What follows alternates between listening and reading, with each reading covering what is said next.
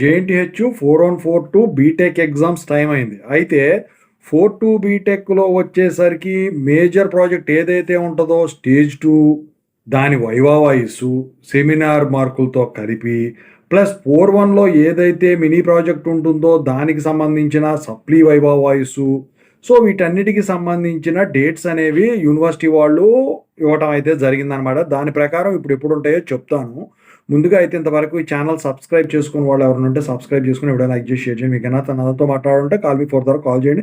Telugu engineering education Telegram channel చేయండి. ఈ నుండి ఈ వీడియోకు హైప్ ఇవ్వండి. ఇక టాపిక్‌లో వెళితే ఏంటంటే ఈ మేజర్ ప్రాజెక్ట్ కానివ్వండి, మినీ ప్రాజెక్ట్ కానివ్వండి, ఇండస్ట్రియల్ ఓరియెంటెడ్ ప్రాజెక్ట్ కానివ్వండి, వాటికి సంబంధించిన వాయిస్ డేట్స్ వచ్చేసరికి 17వ తారీఖు ఏప్రిల్ 2023 నుంచి 23వ తారీఖు ఏప్రిల్ 2026 వరకు షెడ్యూల్ చేసుకోమని చెప్పేసి చెప్పడం జరిగింది 2026లో. ఇక తర్వాత మేజర్ ప్రాజెక్ట్‌కి సంబంధించిన మార్క్స్ వీటన్నిటి కూడా అంటే పాస్ అయింది, ఫెయిల్ అయింది ఇయన్నీ కూడా దాని తర్వాత 24వ తారీఖు నుంచి చేసేయొచ్చు అని చెప్పేసి చెప్పడం అయితే జరిగిందనమాట.